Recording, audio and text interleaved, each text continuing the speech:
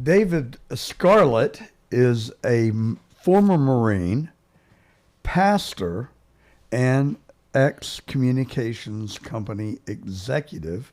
He is also, we must hasten to add, a movie producer. Welcome to the Truth, Pastor Scarlett. Thank you for having me. It's a pleasure. So you've written a book called "All for His Glory: The Near-Death Experience of a Modern Day Job." Is that an autobiography or is it a bigger social commentary? It's how we started the ministry, His Glory. As you said, I started as a Marine. I was security forces in Japan, guarding the 7th Fleet. Got out of the Marines, went into corporate America, rose the ranks of being a director at 3 Fortune 100 companies.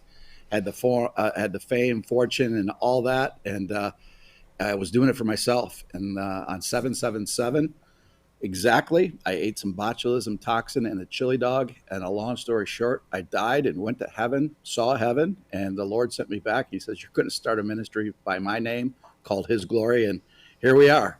A few years later, we're reaching 25 million people in every country of the world. My gosh, what a resume! What a testament to one's life to make a difference. So, fill in the blanks for me. You literally had a near death, or I've heard you say that you did die. I did die. And Yep. from From toxin is botulism toxin, which is one of the worst toxins you can ever get. It's extremely rare. What it does is it shuts down your central nervous system and you can't breathe. You're paralyzed from the inside out. And once you can't breathe, you have to have a breathing machine. So it was fortunate that Friday the 13th, that's why God is always accurate on his dates. I ate it on 7/7/7. It was called The Call. And later on, my friend Ricky Skaggs gave me the shofar that he blew on 7/7/7. It was called The Call. So everything was preordained by the Lord. And then Friday the 13th is when I checked into the Cleveland Clinic. I died that first night, even though I did not have a near-death experience the first time. And then after that, they got me stable, pulled the tube. That's when I went to heaven, experienced heaven. And then a second one is when they got me back, stabilized me again. They tried to pull the tube again, and they had all the top doctors in the Cleveland Clinic watching. And immediately I died again, went above, I was watching the doctors panic. And I said, "Lord, why are they panicking? I feel fine." I felt the love and peace of the Lord and heaven. And he says, "I'm going to bring you back for a ministry called by my name, His Glory." Literally from the Hebrew word kabod, meaning literally his essence. And he did. He brought me back. I had to learn to eat, walk, talk again, went into a cave to learn his word for many years, 10, 12 hours a day. And then we started the ministry that he orchestrated called His Glory. I'm dumbfounded. I have heard stories like yours before, not like, similar. I've never spoken to anybody one-on-one who actually has died and ascended into heaven and then returned to earth. So you keep saying 7/7/7. I'm sorry, you've lost me. Yeah, 7/7/7. That's very biblical. 7 is completion. And when you have 3 sevens, it's God's holy number. And that is exactly the date that I consumed the chili dog. And then once I came back, I asked the Lord, I said, "I want to see a vision or a video or something to show me that this is called The Call." Because you said it was a call. He talked to me. And that day, out of the blue, I got a video that came with no email, forwarded to email where it came from. And it was Ricky Skaggs in Nashville, Tennessee. And it was blowing 300 shofars on 7/7/7. And I didn't know Ricky Skaggs at the time. And then I said, "Wow, this is pretty powerful." There was probably only 2 words ever spoken in that 10-minute video. It was blowing the shofar. And again, Ricky Skaggs later said that was the most intense event he's ever been in. The building, the stadium was actually shaking. And then fast forward, within one day, about 2, 3 years later, I met Ricky Skaggs from 3 different people. And that was God ordained, brought him to me, and we became friends. We went to Tulsa, Oklahoma together. I brought him on stage in front of about 8,000 people and millions of people streaming in. And the Lord spoke to him as he blew the shofar. It was the same shofar. He says, "You're going to give that shofar to David because it's his call." And right in front of all those people, he gave me the shofar, which I have today. Amazing. So 7/7/7, July the 7th? July the 7th of '07, Oh seven. 777. Got it. So God told you that he was going to bring you back to earth and that he wanted you to start a ministry in his glory. Yeah, and I am. And that's what you've done. That's what we've done. But I am, again, if you would, anybody that knew me prior to that would say I am the most least likely person to be a pastor and to run a ministry, because I live for the world. I was a corporate director. Had the fame, fortune, the corporate world, and so God always uses the least likely to take somebody like me to humble me, because I had a big ego in the corporate world. I thought I could do it all, and He quickly showed me that He is in charge, and we have to be humble servants for His purpose and His glory, and He's changed everything in my walk. Well, not to be contentious, but maybe God thought you could do it all, and that's why He did pick you. Well, yeah, as long as I focused on putting Him first instead of me first. Yeah. And that's the key. And having that love. Like David, David was a shepherd boy, but his heart, he loved the Lord. And the Lord can use people that love the Lord with all their heart, their soul, and their mind. Well, were you a Christian prior to your death experience? That's the scary thing. There's a lot of Christians that think they're saved in churches today. I was a 911 Christian, meaning that when I was in trouble, I'd pray, then I'd get out of it. If it weren't for my first trial and tribulation with my marriage, I don't believe I would have ever gone to heaven. Because I went through some severe trials and tribulations in my marriage, I had to get down on my knees and seek the Lord. And that's when I really started studying King David. Here I'm a pastor back in '07, '08, when I started getting into the Bible. I didn't even know where King David was in the Bible. I had people show me where King David was even in the Bible. And so because of that, I believe that's the reason I got into heaven by the skin of my teeth. So I had not intended to talk to you today about religion and Christianity, but actually you have captivated my attention and you have tapped into some of my own curiosities. So with your permission, let's spend just a few minutes talking about it. Generally, when I look at most anything in life, I put things on a continuum, and I frankly don't know where I am personally on the continuum in terms of my relationship with God. But I like to believe that I am I know I'm a Christian, and I want to believe that I live a godly type life, but I don't spend the time on my worship that you obviously do. I mean, if I looked at you, so if this is continuum, and there's one thing I want to talk about, these people over here on the far side of the continuum, I would put you on this side of the continuum because you've dedicated your life to God and you are spreading His gospel, and you sound like you were all in, and that's certainly commendable. I'm not all in. I don't make any false pretenses about it. That doesn't mean that I'm not a complete believer, but I guess that gets to my question. Where on that continuum do you have to be to get into heaven? Well, you have to give your whole heart, your soul, and your mind to Him, as I did in the beginning. But again, I said I got in by the skin of my teeth. And the reason I say I got in by the skin of my teeth, and I don't think I would have got to heaven unless I would have went through those marital problems and got on my knees and sought the Lord. So you were a 911 yes. Christian at one point in your life. Correct. But God had to shock you into His reality and bring you to heaven and send you back for you to become fully committed, it sounds like. Literally shocked, as in paddles to bring you back 3 times.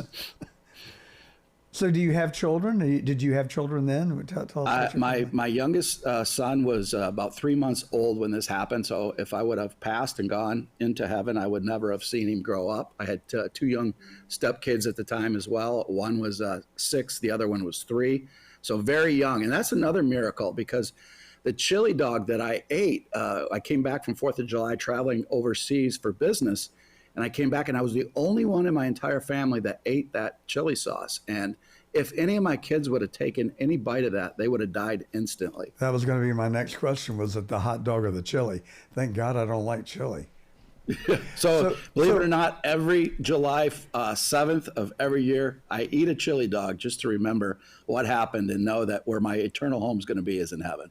Well, the next time I have a hot dog, I will think of you, but it will not be with chili. Have you ever had a chili or a hot dog, chili dog at the Varsity in Atlanta? You know what? I think I have. It sounds familiar. You couldn't come to Atlanta and not go to the Varsity. It was like the world's largest drive-in, and hot dogs is one of their specialties. We digress. So when God told you to go, that he was going to send you back to earth and allow you to be reunited with your then 3-year-old, was it a question or was it an order? Did he ask you if you would? I mean, how was the proposition given to you? Well, he told me directly, and again, I was still just walking in my walk with him after experiencing heaven. He came back, and knowing me, as soon as I started to progress and be able to walk and talk and eat again, I had one foot back into the corporate world. That's what I thought. I had no idea that I was literally going to start a ministry. I didn't know what he meant by start a ministry. Do I do that part-time? Do I get back in the corporate world? Because that's all I knew. So I started to get back in the corporate world. And the after effects of botulism toxin for somebody that's been on a respirator are worse than actually being on the respirator. You have chronic fatigue, pain. You just don't have the go. I just didn't have the physical. And at first I was like, I'm a Marine. I can just spit on it and I'll get through it. I've never called in sick my entire career in the corporate world before this event happened. And then it was just too much to overcome. And the Lord used that for a purpose so that I would have to slow down, because I'm a type A personality, and focus on him and get into his word, meditate, and let him teach me the scriptures so that he could use me at a later date. Okay, so if you would, tell us what you saw. Did you meet face to face with the Lord? Were you actually in heaven? Can you describe it? Can you tell us? Yeah, I was taken up in a light because it's the first time the 2 Cleveland Clinic doctors pulled the respirator from me. I saw the panic in their face. And when you see Cleveland Clinic doctors start to panic, it's bad. And at that moment, I knew I was dying. So you were conscious then. You Yes. were conscious when they pulled the respirator. Yeah, I wasn't on any drug because people say, well, you must have had too much morphine or whatever. But they have to wean you from any medication because you have to be able to breathe on your own.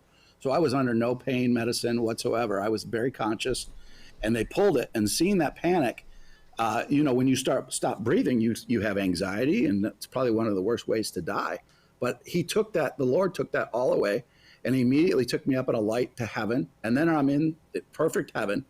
The Father I can hear talking. Everything I saw was just beyond any TV that we have. We have 4K, but this was like 100K, just so vivid. The love and the peace that you have in heaven is nothing you can put into words. It was so beautiful. And then he showed me, there were sounds that we don't hear on earth, music that I've never heard play before. And then he showed me these mahogany pictures of my life from the time I was an infant all the way up to 39 when this event happened. And they were pictures that were never taken on the earth. They were just perfect pictures. And he showed me that in heaven, there's no sin. So in those pictures, there's no sin. But later what he told me is that my report card was empty. There was nothing in those pictures that I did for him.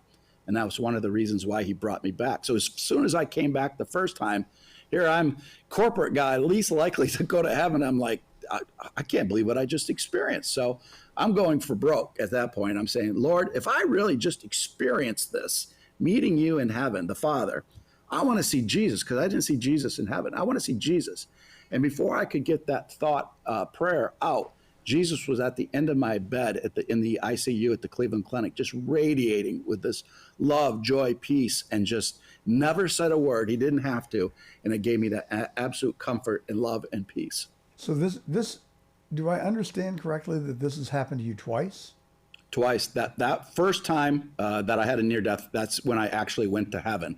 Then they got me, all kinds of problems happened after that. I had 5 surgeries on a bleeding stomach. I woke up during the middle of a surgery at the Cleveland Clinic. That was not fun. Collapsed lungs, pneumonia.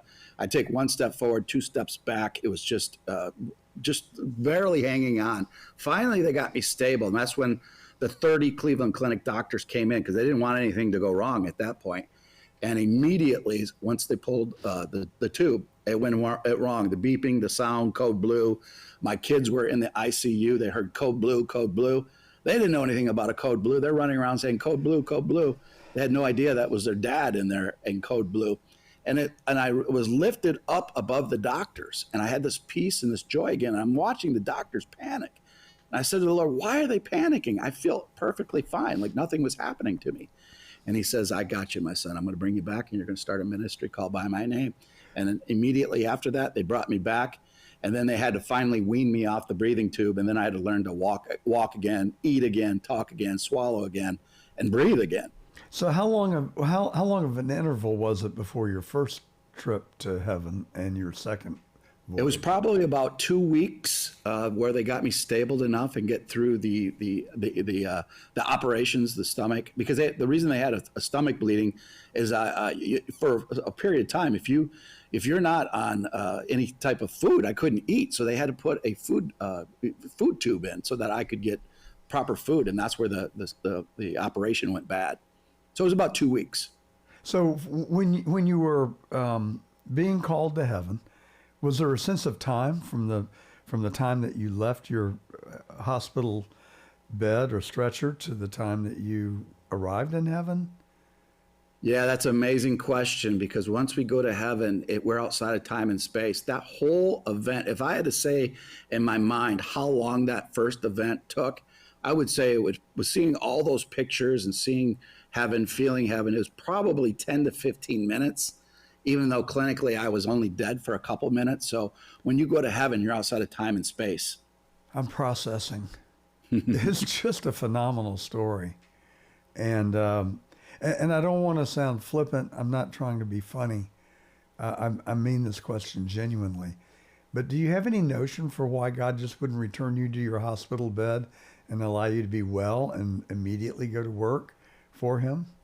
Well, there's no question why he didn't allow me to go back to work right away. He knew me. He knew me before I was born, as the scripture says. And he knew I was a type A, that I would have gone right back into the corporate world. And that's exactly what I tried to do, until he said, no, my son, you're going to rely on me. I have a definite plan for you.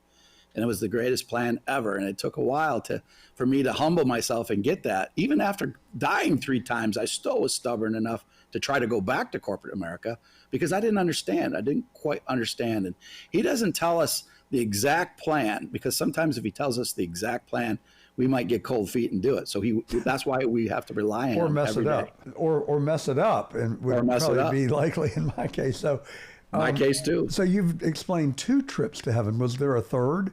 I mean, I just heard you say that you died 3 times. The first day that I went into, it was Friday the 13th, July 13th of 2007. That was the day I was put in. They lost me that night. I was clinically dead for 2 or 3 minutes, but they brought me back. I didn't have a near-death experience that first time. Did you share all this with the doctors? And if so, what was their attitude and response? They were blown away by all of this. Matter of fact, there was a nurse that when I was telling my story to my mother, I couldn't talk, so I had to write everything on a piece of paper so that they could understand. And a nurse was very skeptical. She was saying, she was one of the head nurses saying, he says he went to heaven, he didn't go to heaven. But 2 doctors came up and said, I don't know if he went to heaven or not, but all the time we've been at the Cleveland Clinic, we've never seen a light like that in the ICU when he was clinically dead. They physically saw a light at the top of the room. Wow. That is certainly a phenomenal story. All right, so I want to get back to the earlier kind of philosophical question that I started to pose, and then we'll get to what we really invited you on to talk about. But I could spend the rest of the day talking to you about your experiences with death and meeting the Lord and then being visited by Jesus. I've had none of those experiences. But I do, the older I get, the more I do believe that God does talk to me. But I think you have to listen. And it's usually through a third-party intermediary or a series of transactions. And, I guess for me personally, when I was younger, I would repel against those, thinking that it was my imagination or just serendipitous. The older that I've gotten, the more experience that I've had, and the more repetitive these things have become, I can't describe to you the calm that has come over me. I used to be, I got 2 businesses, I got 3 sons, I got a wife, I've got friends, and life can get pretty intense at times. And I used to worry a lot about life. And I had you on to hear your story, not to hear mine, but you've encouraged me to share with you, not anything remotely connected to what you're saying, but just for our listeners. I've done a lot of work in the inner city in Atlanta, and they are very appreciative of the work that I've done, and they invite me to come and talk at their church on Sunday before Thanksgiving. It has become a little bit of a tradition, and I will speak for 20 minutes and probably work on that talk for 30 hours. But it's not because I have to, it's because I start going down the rabbit hole, and the more I learn, the more I see, the more fascinated I become and more intellectually curious I become. So it leads me on. But I gave a talk a few years ago called God is in Charge. And I didn't really believe that when I made the title necessarily. But the more work I did on the message for that morning, the more convicted I became that God is in charge. And if you just give it up to God, then things for me invariably work out okay. And I tell my sons all the time, everything's going to be all right. It's going to be all right. But I always put a big asterisk after that and say, it's going to be all right, but God doesn't expect you to sit on your butt and do nothing. He's giving you a path forward, but you've got to carry the water and do the work. So that's exactly right. I digress. I didn't mean to, but you've energized my brain cells. The neurons are firing. You've got me intellectually very curious about all of this. But one last question I want before we get to the heart of the matter is on that continuum. I do have a nice group of friends. Some are not on the continuum. I would say they're non-believers, atheists, agnostics. And I pray for them. I feel bad for them. I have some other friends that I would put on the continuum, but in my mind on the far left of the continuum, and they've got this notion that all you have to do is acknowledge and believe in Christ, and all of your sins are forgiven, and you get admitted into heaven. That seems awfully convenient for me. I asked you what it took, and you said giving your every being of your heart, soul, and mind. Just accepting Christ doesn't seem like that's all in on heart, soul, and mind to me. No, and again, that's one of the main reasons he brought me back, not just to have a ministry. The reason we have his glory is to go out, and the goal is to reach 1 billion souls in his name, and showing that heaven is real. And there's many people that are sitting in pews today that are saved, and they're not, because there is no doubt in my mind that if I wouldn't have got on my knees prior to 777 and started seeking his face with all my heart, I wouldn't have made it to heaven. I thought I was saved, but I wasn't. So you're setting the bar awfully high. I probably am not going to get into heaven based on the criteria that you've laid out. I work hard. I play hard. I try and live a godly life, as I said. But I'm not all in. If I said I was all in, I would be committing a sin by telling you that. Does that? Do I have to be like you to get into heaven? No, because I wasn't that way. That was just a process that I started. I wasn't in the Bible prior to the marital situation. I started getting there, but I still lived in the world. I still drank. I still was in the corporate world. So I wasn't living a perfect life, but I had a taste of what the Bible was. My process started, and that's the key. He knew my heart, and my heart loves him. And, you look at the thief on the cross. He was the worst of the worst until the last second. And the Lord says, he said to the Lord, he said, do not forget me when you go to paradise. And because of that faith and trust in him, he was put into heaven. And it's my conjecture that when we go to heaven permanently, that thief on the cross is probably going to bring more people to Christ than any other individual ever. These are pretty weighty subjects. All right, well, let's talk about your work at the border. I think that's why we invited you on. But frankly, I have enjoyed the last 30 minutes immensely, and I thank you for your generosity in sharing your experience and also engaging with me on faith. So you have spent a lot of time focused on the border. Is that correct? That's correct. We've done two documentaries. The first documentary we did was in Texas. So I took a group. Some senators were actually going to go with us too, just to see what was happening in the border in Texas. That was probably, I think we did that in 2022. Then the latest, the battle at the border, that we went to Arizona. And I spent 8 days at the border. I traveled, spent the whole day with Sheriff Lamb, Sheriff Daniels. So we got a really good look of what truly was going on. You know, we had the media telling us that was not an issue, no problems there, look the other way. But that's not what we saw. We saw fentanyl coming in the borders. We saw military age men coming in that had no families with them, which we knew was trouble. I witnessed personally that the children that were coming in with the adults, only 60% or less than, only about 40% of those children coming across the border were actually related. And that was key because Biden took away the DNA testing that President Trump had. So there was no way to test to see, are they really part of the family? Well, that was part of the human trafficking that they were doing all over the United States. The most upsetting, with all of that was upsetting, but what they did to the children, watching the cartel drug these innocent children to get them across the border so that they wouldn't make a sound. They were lifeless, and we have that on camera as well. And it just absolutely breaks your heart. And on top of it, to know the people they're with are not their mom and dads. Where are their mom and dads, their true mom and dads? And then the big one, too, was when we went to an NGO. This was before it broke with U.S. aid. We were sitting in an NGO, a Christian NGO, and they literally on camera bragged to us that they were getting money wired to them every month from the federal government to human traffic these illegals throughout the entire country. And it was just, I couldn't believe it. I used to, in the corporate world, when I was a director, we would have contracts with government. We did a lot of the technology for the Air Force, lasers and lots of stuff. So having a government contract, you never get paid for 60 days. The government is the worst of paying.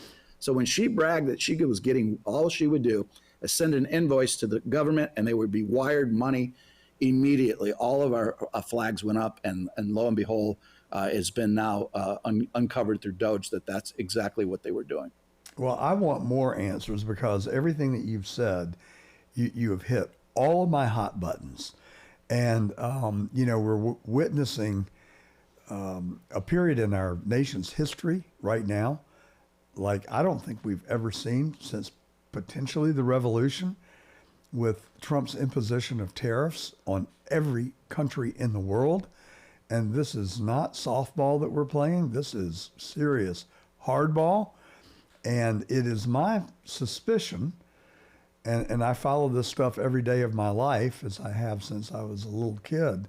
But for the last 5 years, I probably spend an unhealthy 4 or 5 hours a day studying it.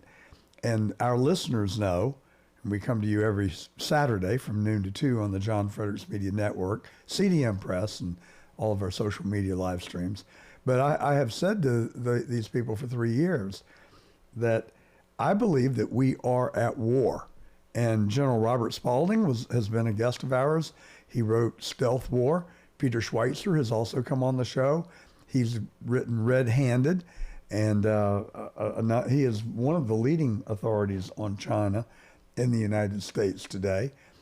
But if you look at the amount of fentanyl that has come across our southern border and our northern border, you look at, I thought that there were 10,000 Chinese fit military age men in our country. We have now learned that there are 110,000 fit military age Chinese men. And we also know that no one leaves China and no one comes into China without the permission of the CCP. So This is not people that have just decided to pick up and come here for a holiday. These are people who are intentionally here, and they have been redeposited within the heartland. Then we watch a military spy balloon float over our country and linger over our country's most sensitive nuclear military bases, only to be courageously shot down over the Atlantic after the mission is complete, and we're supposed to believe that Biden is some sort of a patriot and hero. I'm sorry, I don't buy it. I think he's treasonous. Yep. And then you're speaking about human trafficking. I think is potentially, if we want to talk about godliness, I think that is the most, one of, if not the most offensive things that you can do to God. If you don't want to get into heaven, I can't think of a better way to start getting your passport rejected. I mean, and particularly against a child. Yes. I would favor capital punishment for anyone who has trafficked a defenseless, harmless child. It is unspeakable to me. And there is an undercurrent in our country today that you hear the murmurs about child trafficking. No one has quantified it. No one has identified the magnitude of the problem. And we haven't identified, at least publicly, who the sponsors are. And I'm not sure that many of them are not within our own federal government. And this is the last thing I'll say and turn it over to you. But I say every week on this program that this federal government is rotten to its core. And we will never have the moral authority to lead this world if we don't fix it. So you're the pastor, and I just gave a sermon. I'm sorry, but yeah. So not only the for pastor us. part, but with it, at His glory, we've had the blessings. It's unique. We have, obviously Christians follow us, but patriots follow us too, and they become Christians, and Christians learn how to be patriots. And on our program, we do 24/7 programming. I have many generals that are friends, personal friends, and they give me downloads sometimes publicly, a lot of times privately, what's going on. And you hit the nail on the head. The American people do not know we are at war with China. Yeah. The public just doesn't know it yet. And not only the fentanyl, the things that they're doing, there's rogue elements, as you said, inside our government. Biden was no question committed treason. Obama committed treason. These are not just my words. These are coming from very, very prestigious generals that have said this publicly on His glory as well. And we have a crisis, and it's worse than that. Most people don't realize that there is a jihadist element to this. All of our top 40 cities have Hamas, Hezbollah cell sites, terror cells. And just this weekend, I was given an update from two different generals that this is the highest alert the United States has ever been since 9/11. There's 17 cities they're looking at with a 9/11 type event to hit all 17 at the same time. Well, I think that just my own paradigm, belief, hypothesis, let's put it that way, is that there are two things going on right now. That we've got, yes, a trade war with the EU and perhaps Russia, Brazil, click them off. Then there are lesser countries like Vietnam and Israel. Netanyahu visited the White House earlier this week. He has eliminated all tariffs against U.S. products coming into Israel. But I think it is a very complicated, I think it's a Rubik's Cube, and I think it's totally scrambled. And I think Trump is slowly and surely intentionally putting it back in order. But my belief is that there are different remedies for different countries. I think the EU, I think they've just flat out taken economic advantage of us. And I think Trump's going to write the score.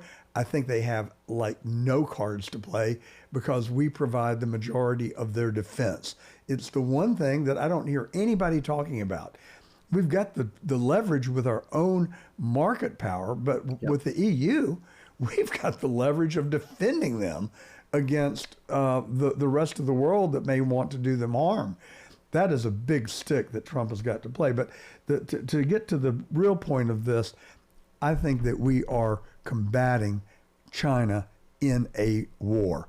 And if you look at the components of the tariffs, Trump has said, Mexico, you stop fentanyl coming into the United States. Canada, you stop it, or else we're going to tariff you into oblivion.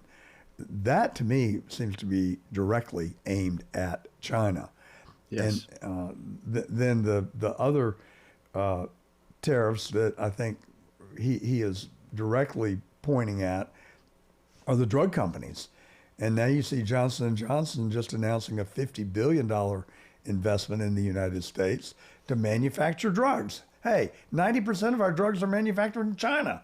Exactly. That is a decoupling that has to happen like now.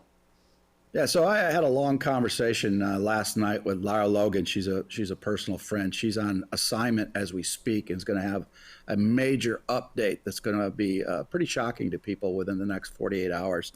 But that ties to China and what you said. This is a national security emergency. You know, our steel, our gunpowder, our energy, our medicine, like you said. If we had to go to war against China, we're in deep, deep trouble. And we have to get that stuff back that we can control it in the event of, heaven forbid, a war. And so we have to protect that. And not only militarily, we are in trouble with that, but also economically. So you see why President Trump is going, he's going to give it everything to China. We have to, or the United States is going to be in deep, deep trouble. And Robert Spalding said that it was stealth war, never a shot would be fired. And yep. I think we're seeing it playing out right now in front of us. And I'm just so grateful to President Trump. I think that it also requires a rallying call for every American, liberal, conservative, Democrat, Republican, independent. We right now have to support Donald J. Trump, the President of the United States, because we are at war with China. And finally, somebody with intestinal fortitude is fighting back. And my suspicion, belief, is that that's exactly what we're seeing played out. Yep, exactly. And getting tougher and tougher, but we have to do what we're doing. 100,000 military fit men in this country. That's an army. It is an army. That's not a few dudes recreating on the beach down here in West Palm Beach. That is an army that has been displaced throughout our country that we've got to round them up and get them out of here. Yeah, an army that is fit as well. And you have our own rogue judges here in the United States trying to go against Pete Hegseth and the Department of Defense, saying PT standards and transgender. And they're doing everything, as you said earlier, inside our government to weaken us, too. Yeah. And we need to be strong as a military. We got to get Marines to be Marines and every one of our branches to be fit and be able to ready to protect this country. Well, you are $7 richer this morning because I did buy the movie. And I was trying to watch it before we came on, but life got in the way. But you also have been active and are actually having a conference, a summit, a retreat in Texas on May the 2nd concerning J6ers. Correct. Talk to us about J6, another absolute travesty in the history of our country, in my view. Well, there was when this first came down, actor and producer Nick Searcy approached me, and a long story short, we helped fund that first movie, Capital Punishment. We had all kinds of attacks on us because people didn't want to know the truth about January 6th. Since then, we've come out with a second documentary called The War on Truth. They attacked us there as well, and all those things in both those movies are coming true. Lara Logan's 8-part series is also on His Glory TV of her January 6th. So what we wanted to do is to, honor the January 6ers, and that's what we're going to do here in Mount Pleasant, Texas. May 3rd is a Saturday, but May 2nd, the night before, during our rehearsal, we're going to have as many January 6th. It'll be the largest bringing together of January 6ers to date. I think we have 150 some coming as of right now. And then we're going to honor them with dinner and fellowship, pray over them. Also on the next day, we're going to give them a special gift. Lara Logan is going to be our MC for this event. Chad Prather is going to do our comedy. And it's going to be a music comedy festival, giving Christ the glory, baptisms. But we want to really honor these January 6ers because they were targeted because of their Christian values, their military values, and their patriot. The evil inside our government tried to stop Christians, patriots, and military. So if they thought if they could knock them and stop them from standing up for truth, they had the game won.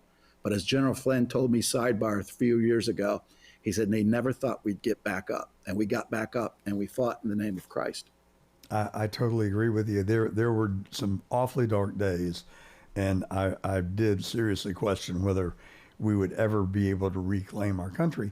And my only apprehension right now is that we're at the beginning of the battle, not at the end. We haven't even seen the victory line yet.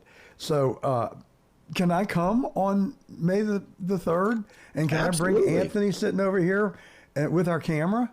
Absolutely. We'd love to have you. You want to come the day before and be a part of the January Sixers dinner with Lara Logan?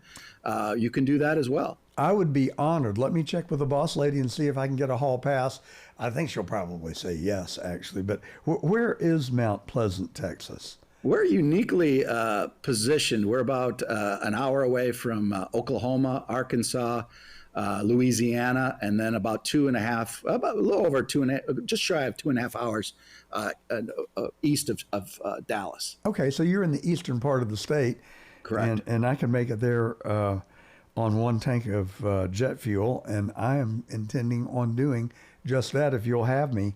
And I would like to bring our camera. And Anthony, you get a hall pass on May the 2nd and 3rd? Yeah, ask the boss too. All right, well, he might not have a job on the 4th. We'll see. I'm teasing him. I can't live without Anthony. But this is something that really has gnawed at me. I think it is the most disgraceful thing I've ever seen our federal government do.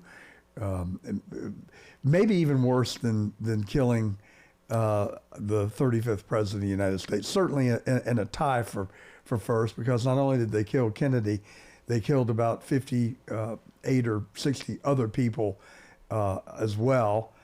Just like in Butler, Pennsylvania, they shot at Trump, but they killed Corey Compouture. And but J6, these people, and it just really convinced me. I always gave people that committed crimes just a little bit of compassion, because I had this notion that they came from circumstances less favorable than mine. Maybe they just got a bad break and they made bad decisions. I have completely revised my thinking. Yep. And I have just come to realize that there is sheer, unmitigated, unpardonable evil in this world. Yep. And if January 6th wasn't a reflection of evil that exists in our country, and worse, at the highest level in our federal government, where they were willing to go out and destroy, snatch the freedom of people. Like Brandon Fallows, 20 years old. They locked him in jail for 3 years. The worst that he did was give a self-guided tour of Statuary Hall, and he touched nothing and he did nothing except leave voluntarily with no one asking him to. Yep.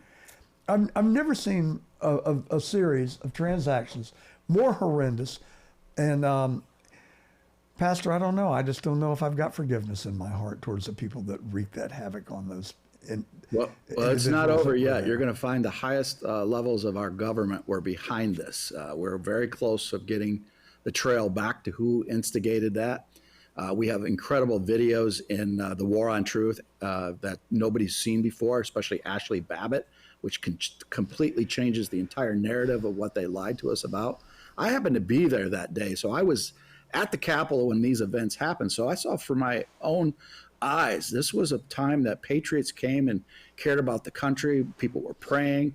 And then you saw instigators. I saw with my own eyes people that had Black Lives Matter Antifa shirts go into bushes, come back out with Trump gear, and then you could see them going into the Trump crowd just to instigate fights. And sure enough, that was all captured on camera, and it took a long time to get that out because they censored everybody. They did not want that to get out. And even the FBI, they came after me. They put a FBI helicopter on the top of our studio in Ohio while I'm talking to Nick Searcy about the releasing of capital punishment. So they knew that we were going to release it, and they tried to intimidate us. And how close did they come to? Did they ever interview you? Did they approach you in any way? They went after one of our cameramen, and they said, "We want all your film." And he was smart. He says, "Well, that's Pastor Dave. You're going to have to go ask Pastor Dave about that." And they never showed up. I think they might have been afraid at that time that it might have blown back on them even worse. You know, one of the disappointing things to me is the seemingly lack of intestinal fortitude by many of our leaders in Congress. I was fortunate to have dinner with Jim Jordan the other night, who I actually like. I was born in Ohio. I went to school in Ohio. I have owned property in Ohio. It's kind of where my roots are. Even though I moved to Georgia when I was 5, I still have a great affection for Ohio. And he represents the district where I own property there today. And I asked him, I point blank asked him, I said, why have you not subpoenaed Ray Epps and his bank records and proven very easily that he was there on his own, beholden to no one, or we'd find out that he was on somebody's payroll and that he was sponsored to be there, which is what I happen to believe. What is going on? Why are the people at the highest level in our government not willing to go out and confront this evil and rip the Band-Aid off? Take us behind the curtain. Show us what's actually going on. Well, I think there's a couple things to that. One, there's members that are very, if they hadn't had their hands on it, they're very concerned that this would backlash against them. But I do know that Kash Patel is working on these things, and like I said earlier, this is going to go deep. This is very deep, all the way to some high-ranking members of our government. You're also going to see a Ukraine play in this as well. That will actually tie to what happened to President Trump, as you mentioned, and it was actually in Florida when attempted assassination attempt on President Trump. Yeah, so all these my things are producer and I interconnected. went out there 15 minutes after the first news flash. We attended the press conference, and I spent 3 hours walking around Trump International Golf Course, which is I've actually had the privilege of playing when I played that demonic game. I've since given it up and gone to tennis, which is much better for my heart and my peace of mind. But I'm not a trained security person. I don't know how to protect a high value asset.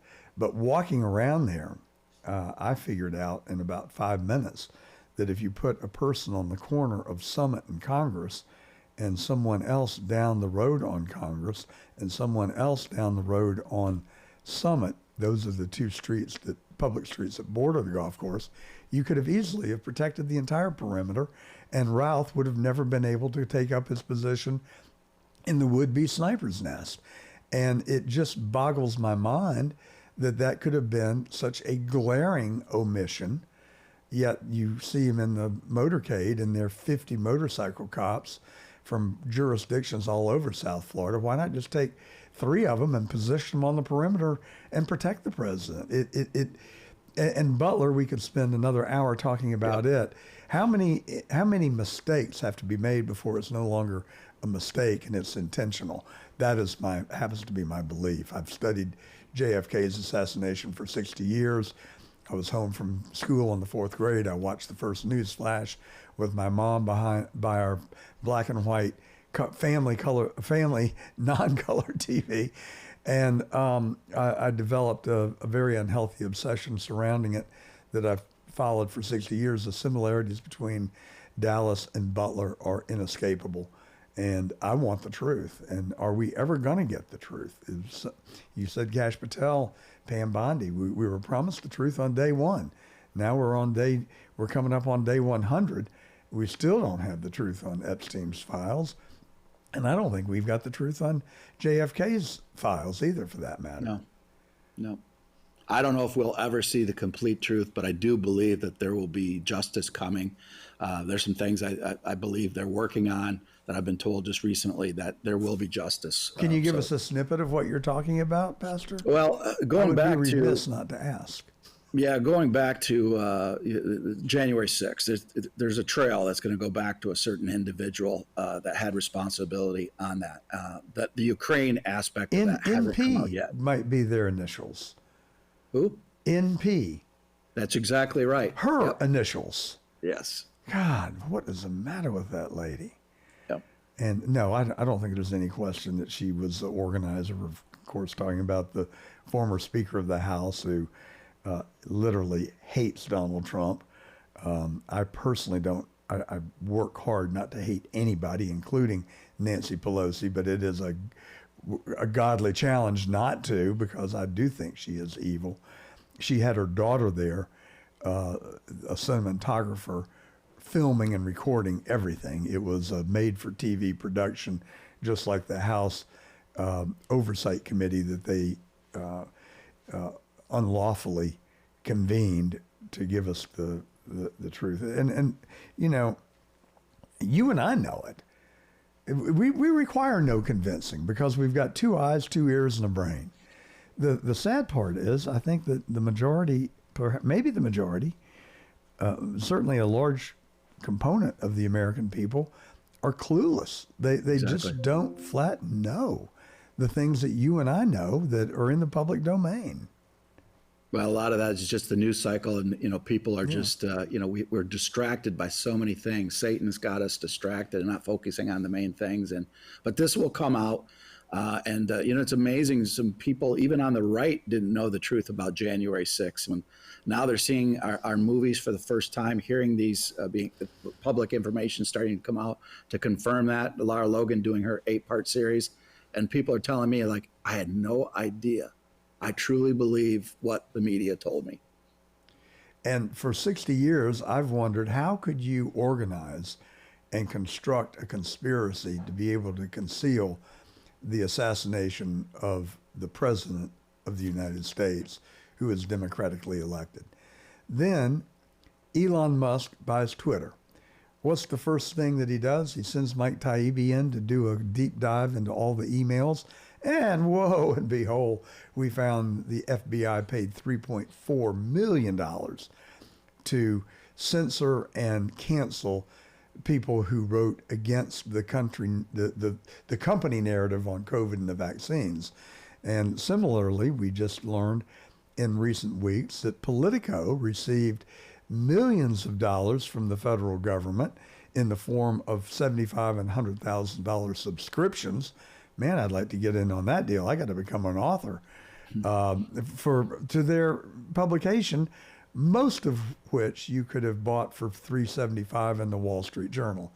I mean, it just seems to me that this government that we've got that it is lost. Do we have to burn it down to build it back? How do we reform it? How do we get the genie back in the bottle? Yeah, there's no question the corruption, whether it's the complete elimination of the CIA or FBI or both, or just taking it down to its bare foundation and starting over. Cash and Ratcliffe have a tough job ahead, but they're 2 guys that are going to be able to accomplish that and get it done. And the American people are not happy that it's not happening fast enough.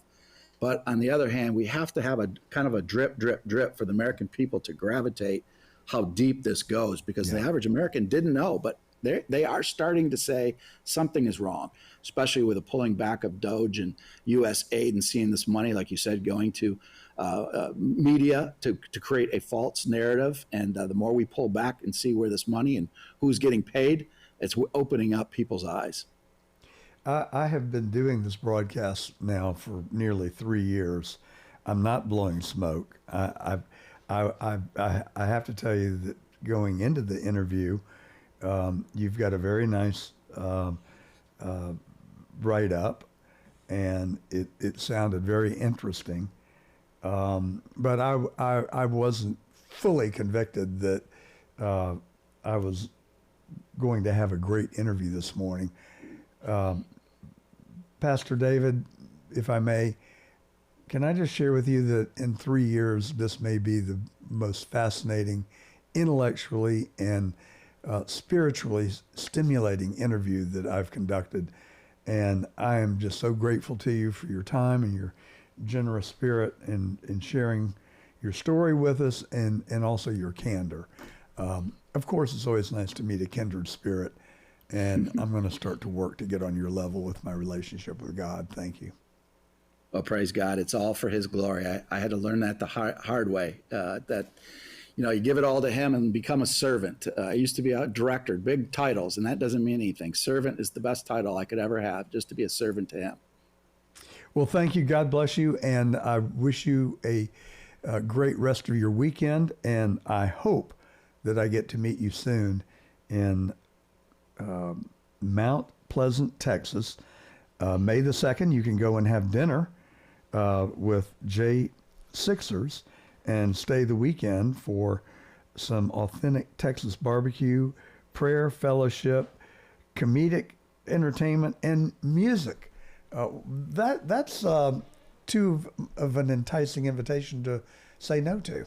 Well, we hope to see you. How do Everything in people sign Texas up? is bigger. How do they find you? They can go to hisglory.me. That's our main website, and you can see the music festival. You can get the book, all for His Glory, and then hisglory.tv is our own separate, where you get all of our documentaries: Battle at the Border, The War on Truth, Lara Logan. We're exclusive to Lara Logan and Going Rogue as well, and that's on hisglory.tv. Pastor David Scarlett, an author, movie producer, former corporate executive, and a pastor spreading God's word. Thank you again, and look forward to meeting you soon, I hope. Thank you, and God bless you. And that's the truth. We've told you the truth today. I'm John Gordon.